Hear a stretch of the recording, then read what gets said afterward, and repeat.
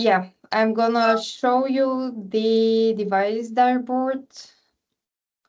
I'm not skipping, I'm just gonna go back to these other components here. We have the dashboard for the whole building, and then we have a custom dashboard for a device.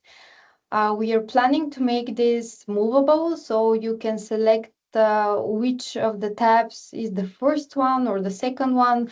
So basically, the first tab can be replaced by something custom that you have built, but the overall functionality is the same as the one as the building dashboard, but here your widgets are focused on only one device, the one device that you are opening and working with currently. So basically the widgets are the same, but you have only the data of the device. And of course, the device widgets, which are these ones. This is for Wiki, and you can directly control the device from here. Here, what you're seeing is the option to manually override the schedules. This device is currently running with a schedule, and from here you can change the target temperature, and you can choose to override it for, let's say, you can choose to override it for 3 hours. 3 hours from here, it's 4 p.m. So we have this option. So I'm gonna go back, and I'm gonna tell you a bit more about the main device tables. This is the newest feature in the enterprise. You have a list with all devices. This is something we have always had, but now you have the option to create new views, and you have a couple of predefined views. So a view is a view that you can control the sort, the fields that are displayed, or you can add some filters. The predefined views that we have added are networking, battery health, and structure. So the networking is showing all the relevant information about the network status of the device, the last gateway it was sending downlinks to and uplinks. Then we have the packet loss of this device, RSSI, spreading factor, and frame count, and so on. And this is allowing of people again having this overview of the networking of all devices in this building. And then we have the battery health. Here we're displaying only the battery of the devices. And here, for example, you can see that this device is offline, and this triangle here is signaling that something is wrong with the device. And for these devices, the problem is that their batteries are low, and this is actually offline, and I bet the possibility of battery is being low is the reason of it being offline.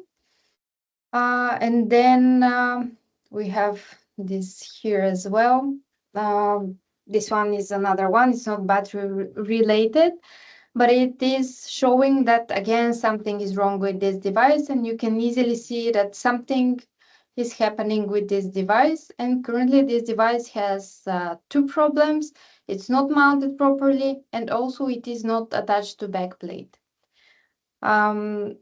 Then we have the structure. This is used to see where devices are located at in this specific building. You have the floor spaces and rooms. Currently in this building, all devices are assigned directly to the building. They're not associated with other assets such as floors. And then here, this one is a custom view that I have created at some point. You can edit the name, you can choose another icon and so on. And then why there are no records to display? Because there is one active filter here, which is measure temperature over 25. This filter can be used, for example, if you want to see all devices that are currently overheating in this building, but you can choose different fields.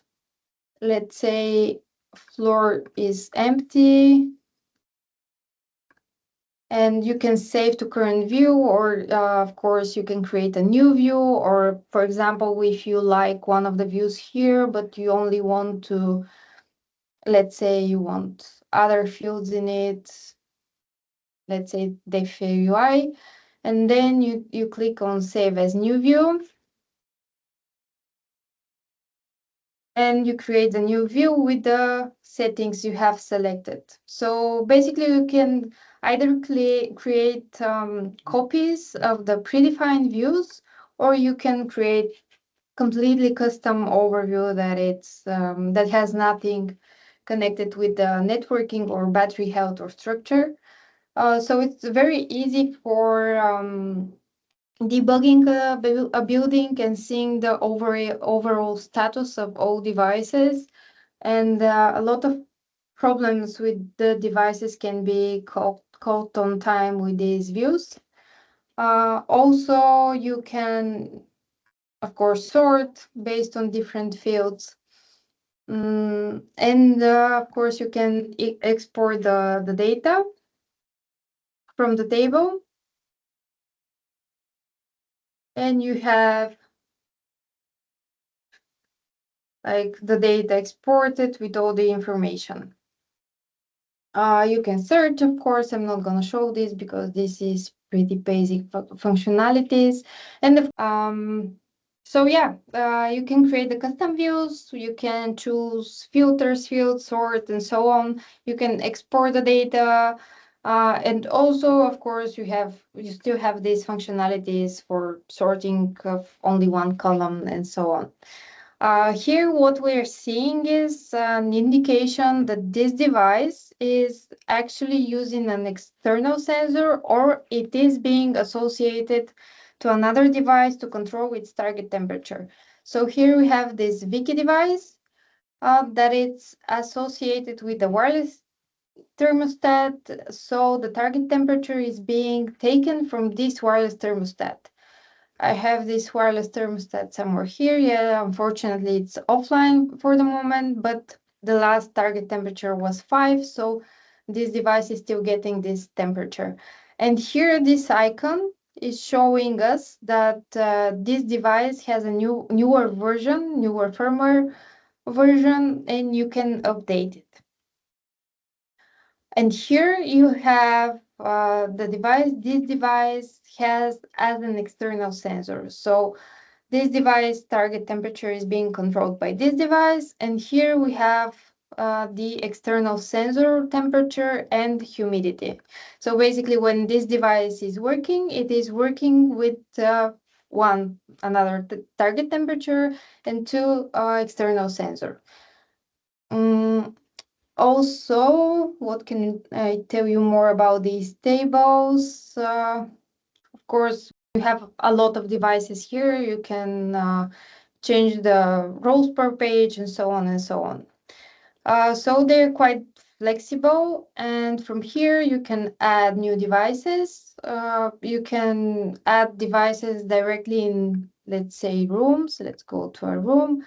I don't have devices here. And when you click here, you just add the serial number and the app key of this device, or you can drag and drop a CSV file, or of course, open it from here.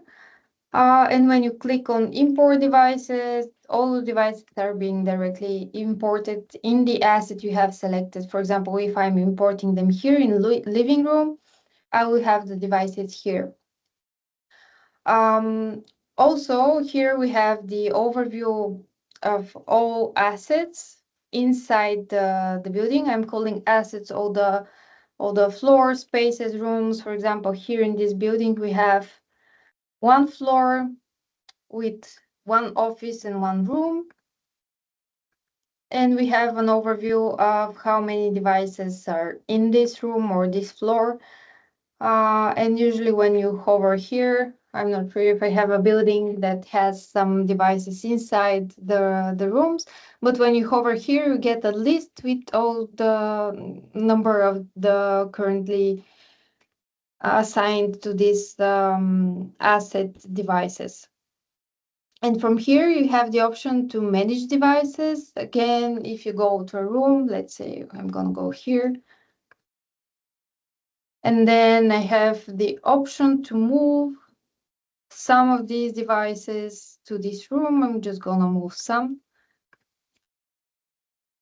And then you have the devices in this room, and they're shown here. So we also, when you, let's go to, no, it's fine here. If I select multiple devices, let's say I have multiple devices here, I have the option to manage, or so-called to control devices. I have a quick model here showing with possible commands that can be sent to this specific device or numerous devices. The only rule for this is that they're of the same type.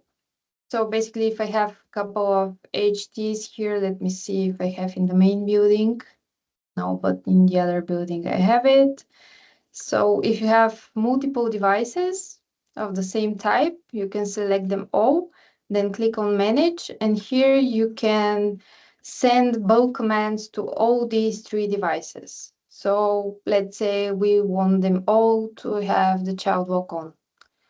And then I press Send, and the commands are being sent to all of these devices. So it's very easy to send some bulk commands. You can request update of all of them. You can send a custom hex command and so on and so on.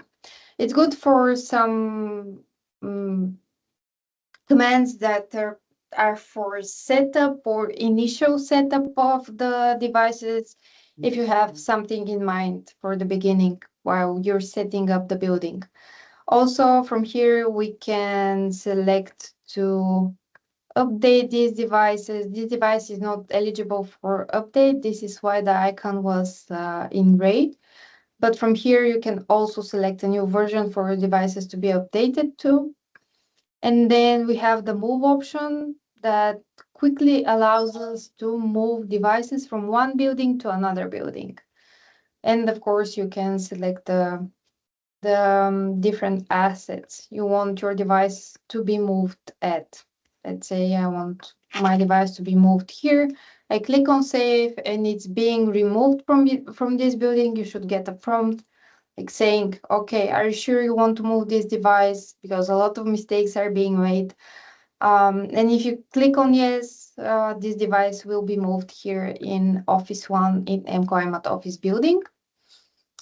And also you have the option to bulk delete devices. Of course, again, with the prompt, because we know how dangerous this functionality is. So yeah, we allow you to execute bulk commands, sending or whatever actions you want to do with your devices in the buildings. And I think this is it for the device tables views.